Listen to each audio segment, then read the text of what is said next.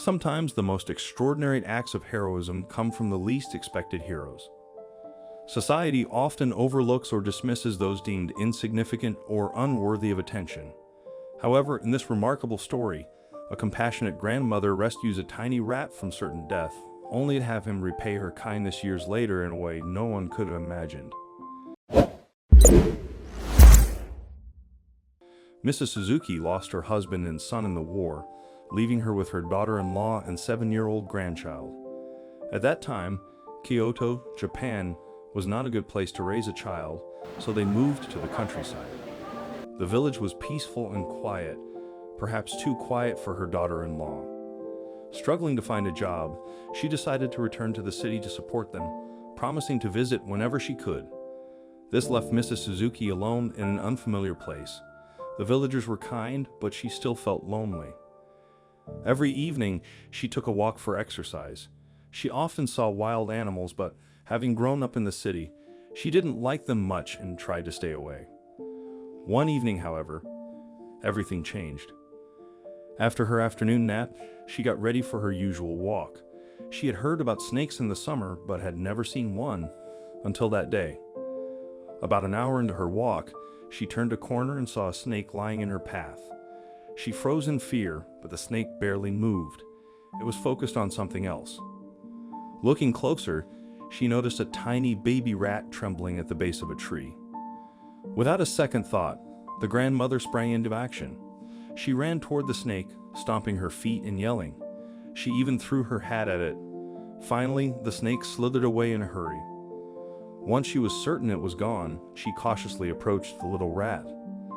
He lay frozen in shock beneath the tree. She knelt down, gently scooped him up, and placed him in her hat. Carefully, she carried him home. Once home, she dampened a cloth with warm water and wiped down the rat's fur, checking for any wounds. He seemed unhurt, aside from the shock. She set out some sugar water, dipping her finger into the liquid and placing it near his mouth. Slowly, the little rat began to regain his strength. As he started to move around, sniffing the small cushion she had placed him on, the grandmother hurried to the kitchen. She took out some vegetable scraps she had been saving for soup, chopped them finely, and placed them in a small bowl. The rat ate happily.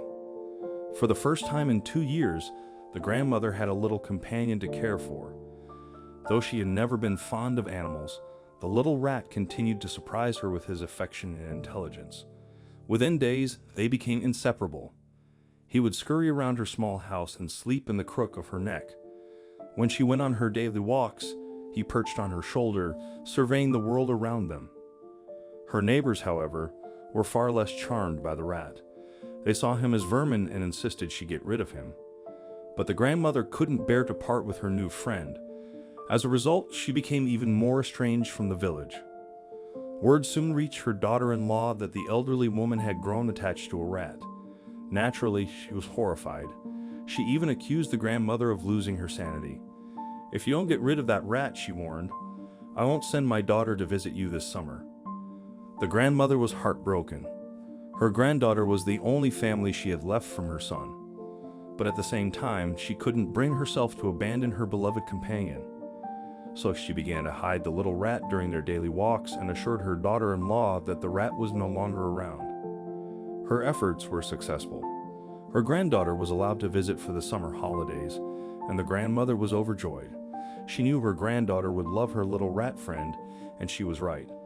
The moment the child met the rat, she adored him.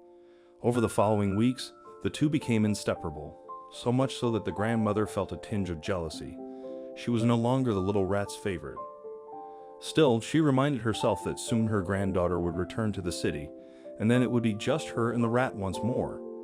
She found comfort in knowing that, at least for a time, someone else had accepted her friend instead of thinking she was crazy.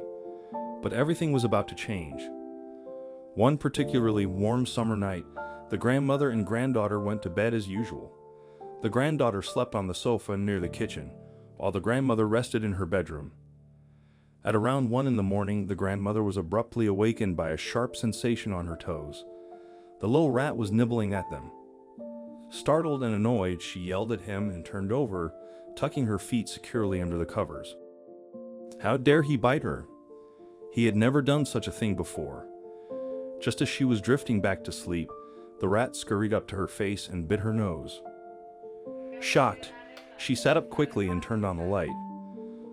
There he was, sitting innocently, looking at her with an unusual urgency. She took a deep breath, ready to scold him further, but then she smelled it. A terrible odor, sharp and foul, filled the air. It smelled like rotten eggs. In that instant, she realized what it was: gas. Panic surged through her. She leaped out of bed and ran to her granddaughter. The gas stench was even stronger in the living room. Covering her mouth and nose with her shirt, she frantically shook the child, trying to wake her. No response. She pressed her fingers against the girl's throat and felt a weakening pulse. Her granddaughter was alive but unconscious. Without hesitation, she ran outside and screamed for help at the top of her lungs. A neighbor's son rushed to her aid and carried the child out of the house. By now, the commotion had woken the entire village and people poured out of their homes. The local doctor hurried over and managed to revive the little girl. Meanwhile, a few retired engineers from the neighborhood entered the house and shut off the gas at the mains. The verdict was chilling: a massive leak. If not for the rat's warning, both the grandmother and her granddaughter would have perished in their sleep. As she caught her breath, she felt movement in her nightdress pocket. Nestled safely inside was the little rat. Overwhelmed with gratitude, she gently took him out and kissed his tiny head. He had saved their lives. At first, the neighbors were shocked and disgusted. How could she care so much for a rat, especially at a time like this? But when she explained how he had woken her up and saved them from the gas leak, their attitudes changed. One by one, the villagers came forward to thank the little rat for his bravery. Some even apologized for judging the grandmother unfairly.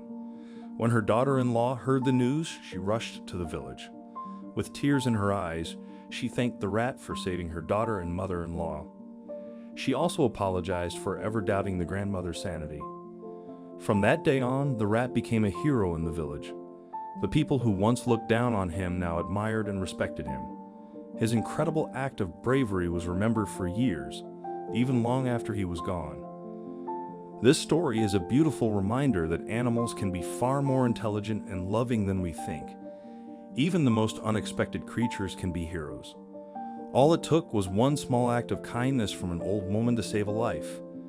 In return, that life would one day save hers. What do you think of this amazing story? Let us know in the comments section. I hope you liked this video. Please give it a thumbs up and share it with your loved ones. Also subscribe and press the bell icon to never miss the update from our channel. Thank you.